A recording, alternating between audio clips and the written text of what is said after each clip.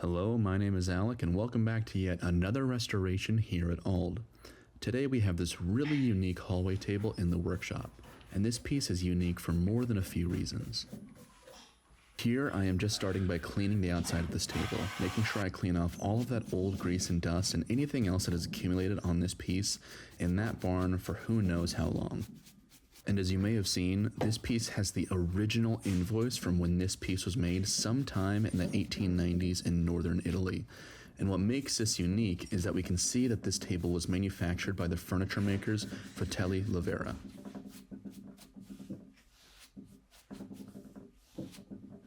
Now, Fratelli Lavera, or the Lavera brothers, were a renowned furniture company, as they were the premier furniture supplier for the castles of the House of Savoy, otherwise known as the royal house that ruled the Kingdom of Italy until 1946.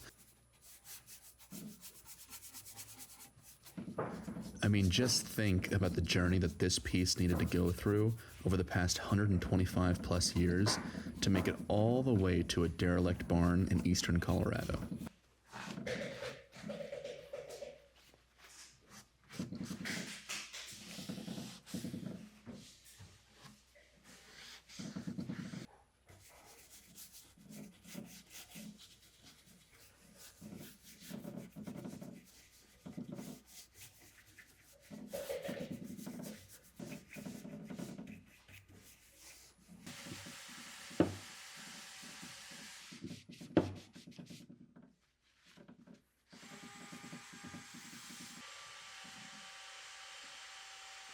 This piece is a type of furniture that fits really firmly into the Louis Philippe style, which was a design movement that followed the upper class's desire to be seen more in line with the commoner than the traditional opulence of royalty in the Louis XVI era that preceded it.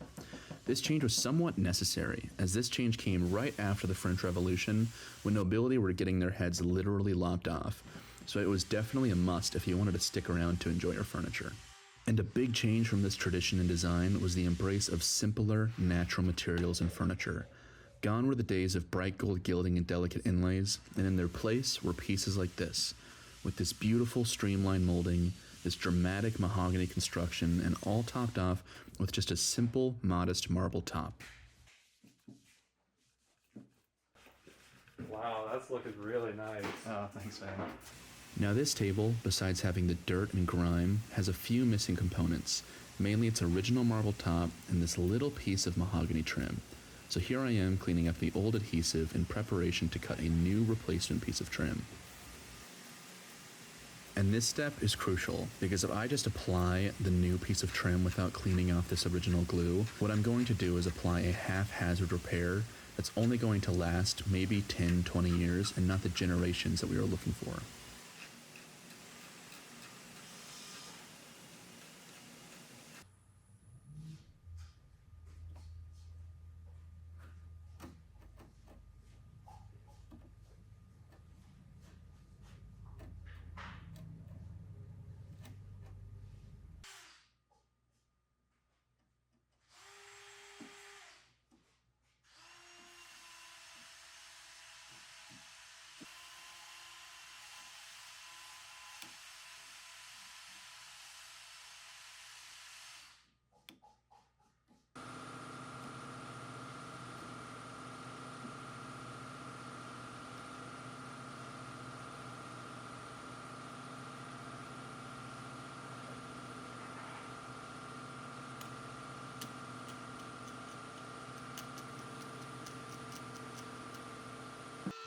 And this is the part that I was a little nervous to tackle, because this trim is pretty intricate and specific to the piece, so if I can't match it closely, it's going to stick out like a sore thumb on the final table and just really be an eyesore. Now luckily, there's actually a really easy method to replicate almost any piece of trim. I'm starting with a 1x6 inch section of mahogany, and on my router table, I'm breaking out the trim into just 3 different bits, and between a 1/4 inch roundover, straight, and 1/4 inch cove bit, I'm able to nearly replicate this 125 plus year old trim. And now I will need to do quite a bit of hand sanding and shaping to get it as close as I can to the original, but the end result is exactly where I need to be. And with the piece of trim profiled, all I need to do is take it over to my table saw and cut it to size.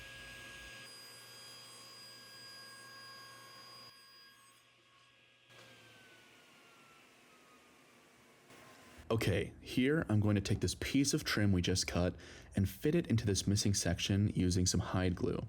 And this is challenging because as close as we have gotten to this piece of trim, there are still some small gaps and misalignments, probably just within a few thousandths of an inch. And the challenge here is that this is a wood table and it is over 125 years old. So as the season changed and this wood slightly warped and twisted, the registration of this original trim has shifted over time. So what I'm really trying to do here is introduce a repair that is seamless enough that it doesn't distract from the final silhouette of the piece, or as Baumgartner Restoration would say, not lose the forest for the trees.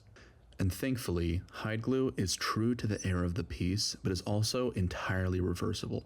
So in 10 years, 50 years, 100 years, if there is a new method of restoration or a restorer or owner who wants to undo the work we did here today, all that's required is a little bit of moisture and a little bit of heat to undo this repair.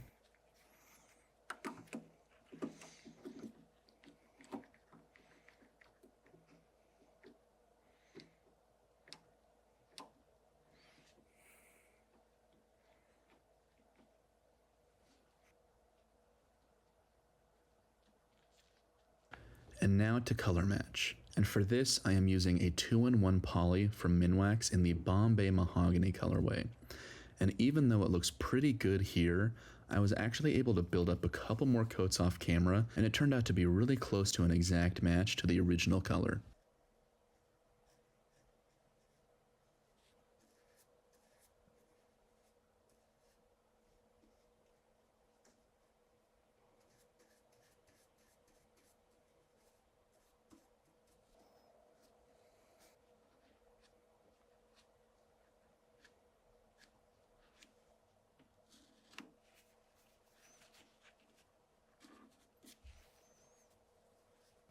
And with that part of the restoration done, I am now turning my attention to the missing marble top. Now luckily, I was able to track down this beautiful panel of 1/8 inch Italian Carrara marble, and a buddy of mine who operates a marble cutting workshop was gracious enough to cut this slab of marble down exactly to fit the table's recessed top. And if you ever wondered why a lot of antique furniture from this era has marble on the top, a really good reason is because the main source of light at that time was candlelight, and it was way easier to clean the melted candle wax off of a marble top over a wooden one. And to finish this project off, I'm applying a light final coat of Howard Sweden wax with quadruple aught steel wool. This product not only cleans and seals the original finish, but really brings out a richness and sheen in the mahogany that makes this piece shine.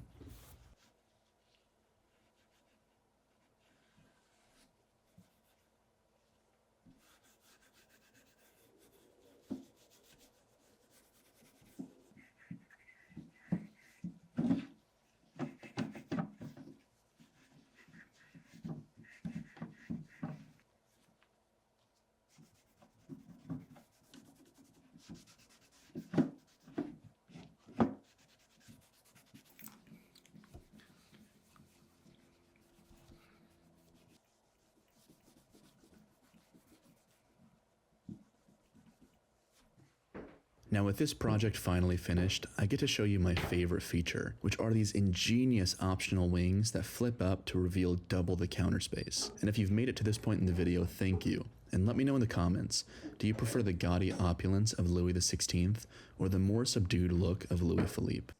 I hope you stick around and keep an eye out for the next time we resurrect quality.